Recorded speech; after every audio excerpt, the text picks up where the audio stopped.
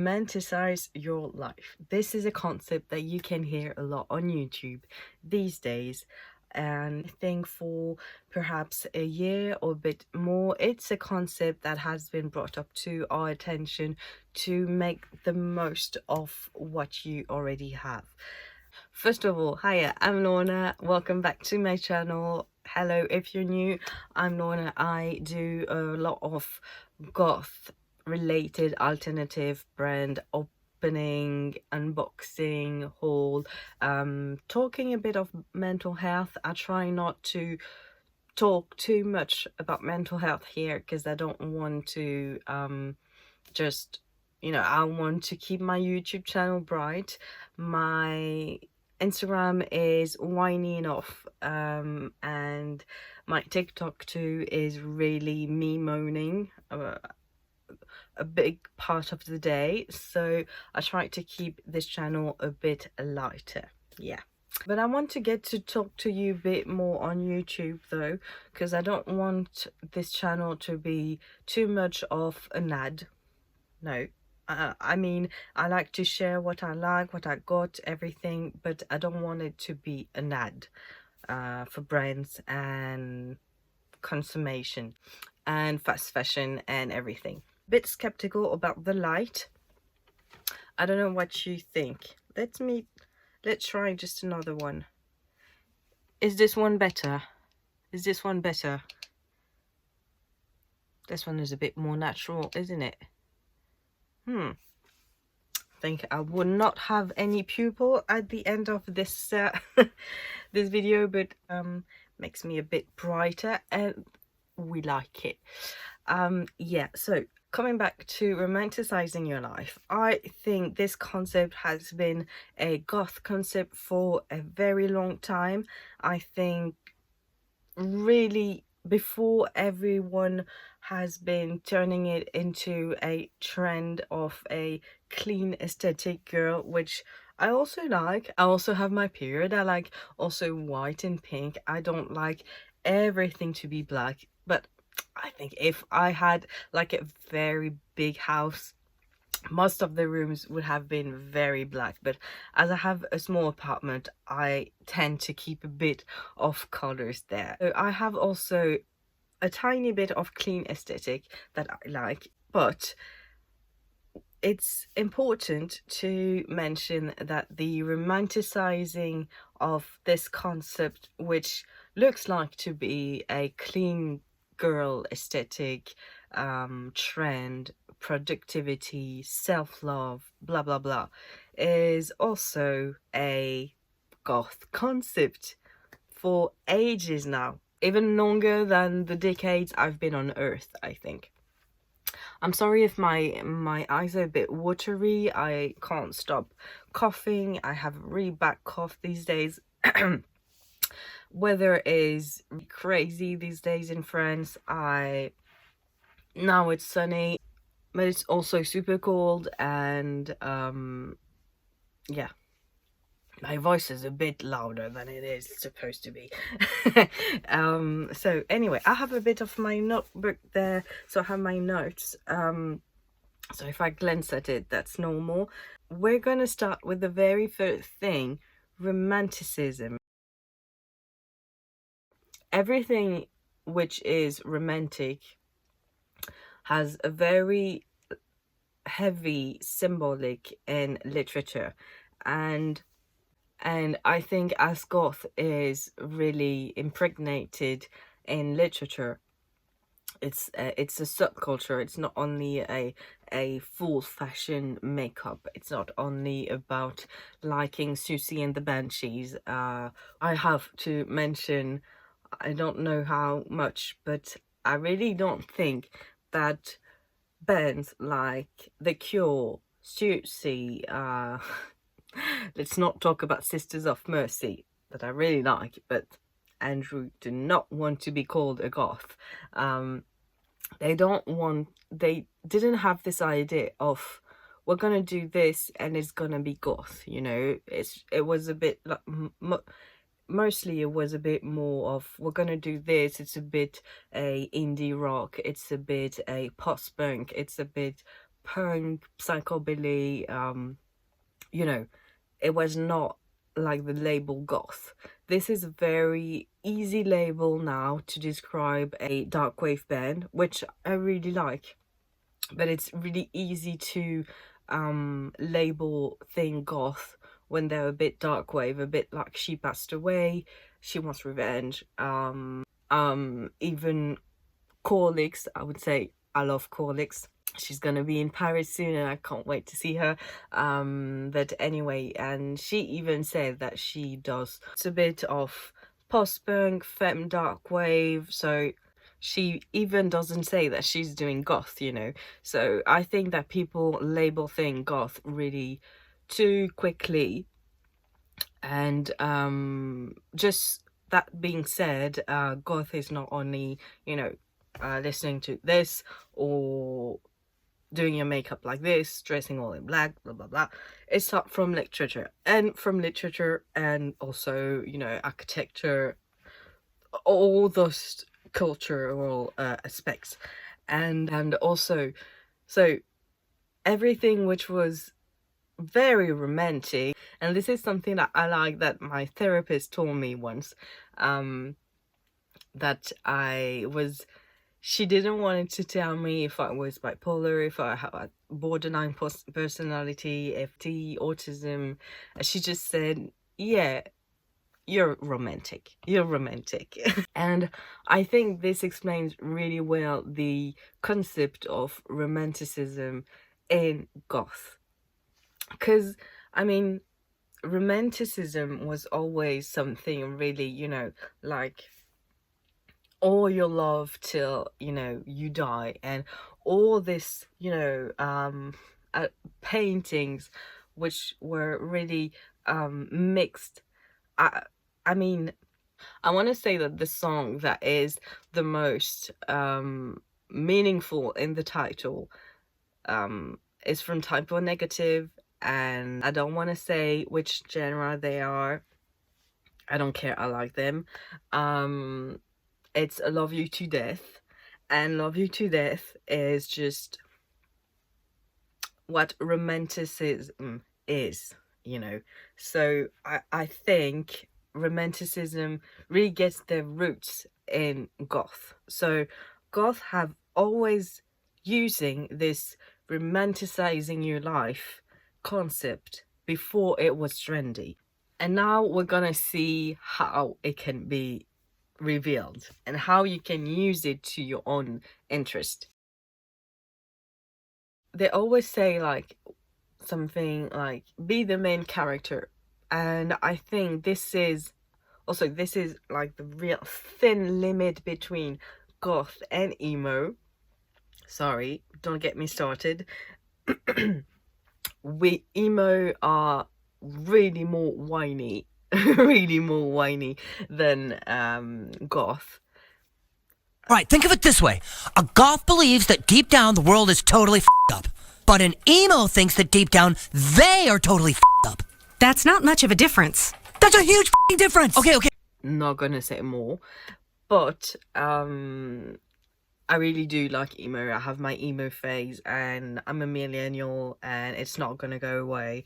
So yeah, goth also had this nobody understands me real core, you know, to the core, and it allows them to be the main character, to go watch that movie, to go read that book alone, to do those activities alone, and to enjoy being with themselves, because they don't need someone else, you know.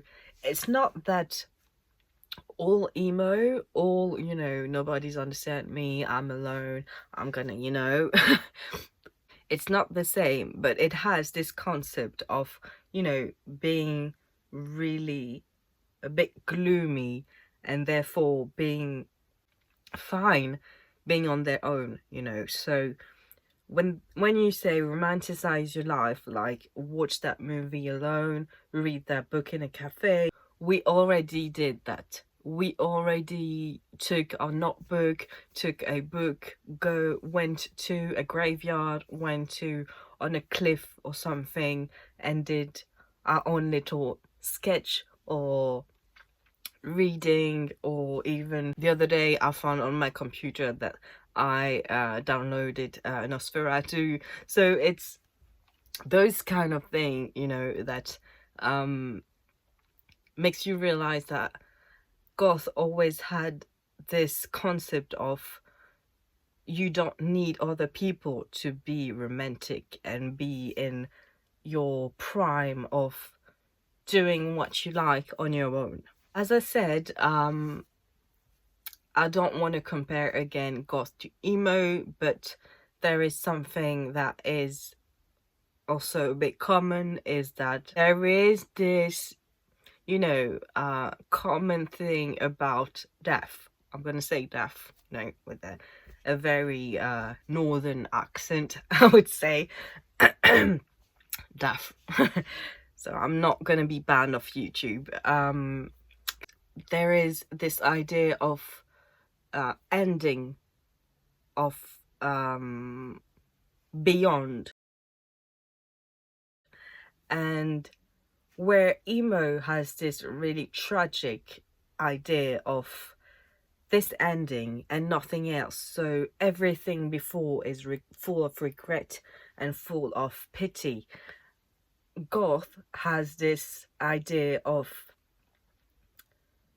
even the end can be really beautiful, you know, very it's even fictional, you know, so you have every topic around vampires and things of the dark, you know, very, very fictional. And this also is very romanticizing your life, because some people really did took part in the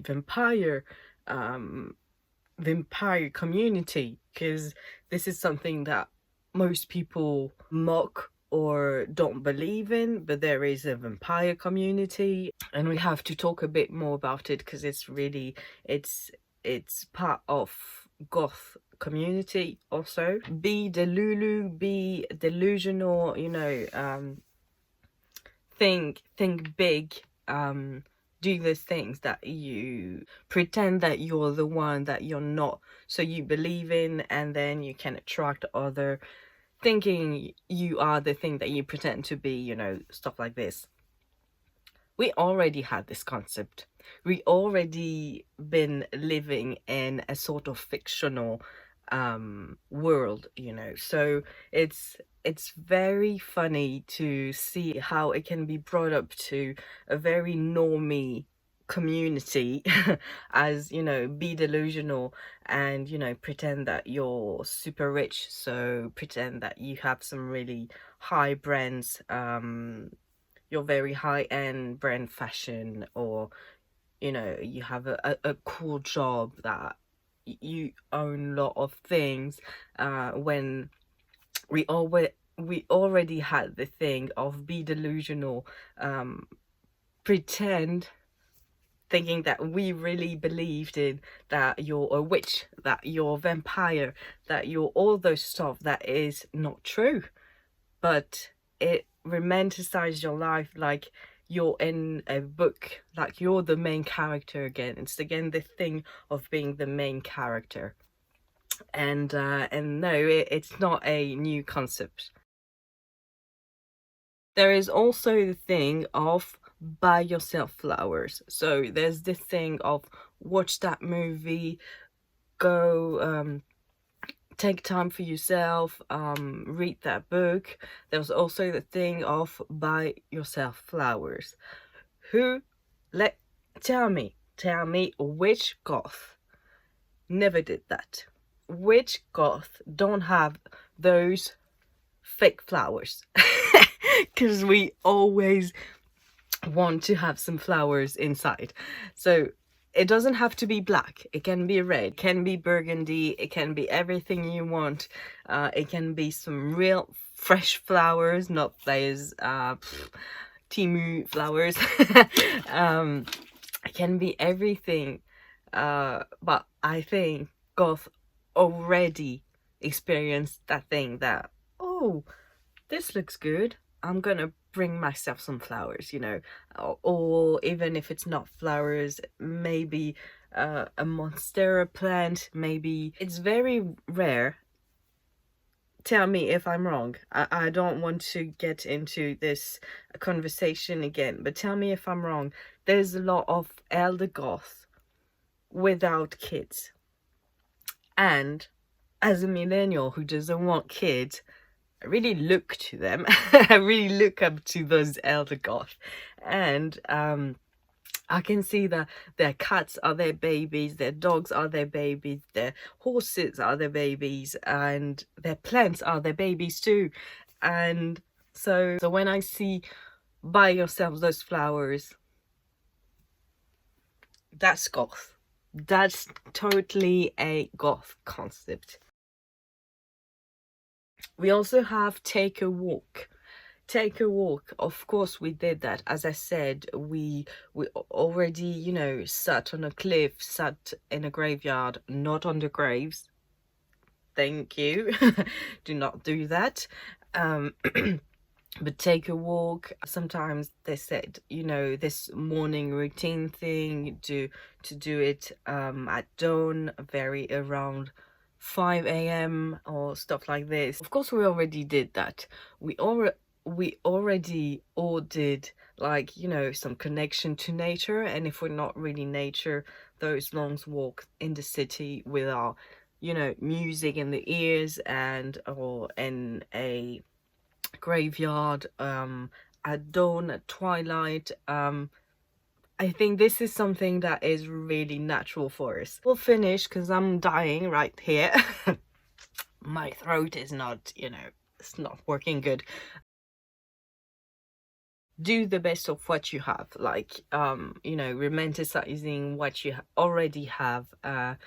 You know, if you're not using this glass and or this cutlery, and that it's very pretty and fancy, and that you're saving it for someone special, use it for yourself, you know. And I think this is something that we know because of DIY.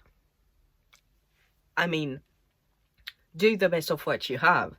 Isn't that everything of DIY? I mean, you know, just taking what you already have and do something better with it.